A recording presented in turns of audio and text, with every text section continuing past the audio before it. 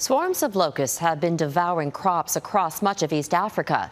It's the worst infestation seen in the region in decades and is part of a wider problem across many parts of Western Asia and India. But in the Horn of Africa, the swarms are threatening to make a food insecurity situation even worse. Here's Redmond Shannon. Millions and billions of them. Desert locusts devouring crops, threatening livelihoods and potentially lives. You'll find that almost all the tomatoes have been destroyed in this shape.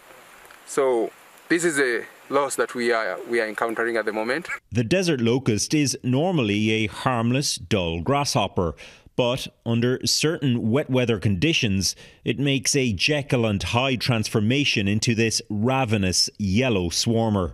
Two cyclones in the Indian Ocean in 2018 triggered highly unusual rains in remote areas of the Arabian Peninsula. Swarms multiplied and moved northeast to Iran, Pakistan and India, and south to war-ravaged Yemen and Eastern Africa. They are areas where tens of millions of people are already facing the threat of hunger. East Africa, is extremely vulnerable. They've had 3 years of droughts. They have this year now floods and heavy rains. So they're already very sensitive to any additional shocks that might occur. There was a swarm earlier this year in northern Kenya that was 60 kilometers long and 40 kilometers wide. The summer breeding season will see the problem increase. The weather could determine if this becomes a full-blown locust plague. So an upsurge is kind of regionally based, so what we're seeing now in East Africa. But a plague then would be basically from West Africa all the way across to Southwest Asia. The United Nations is raising funds to spray millions of hectares with pesticide.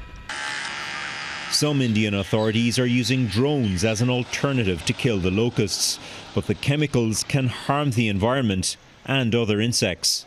Scientists in Kenya are developing biopesticides and even agents that confuse locusts into eating each other. They are also advocating that people start eating them too.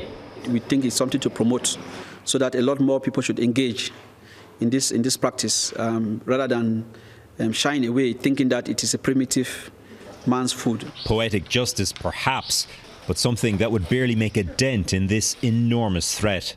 Redmond Shannon, Global News, London.